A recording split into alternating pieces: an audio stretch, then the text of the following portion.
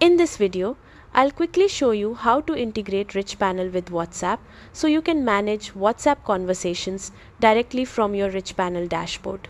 First, make sure you have access to the WhatsApp Business API or Cloud API from Meta. This step is mandatory.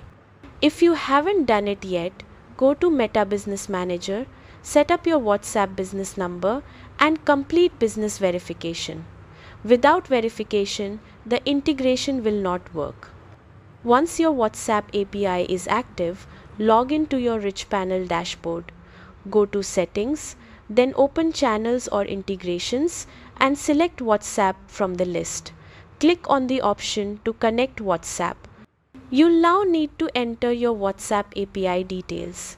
This usually includes your phone number ID, and access token from Meta Business Manager. Make sure all details are correct, then submit them. Richpanel may ask for additional business information for approval. After verification is complete, WhatsApp will be successfully connected to Richpanel.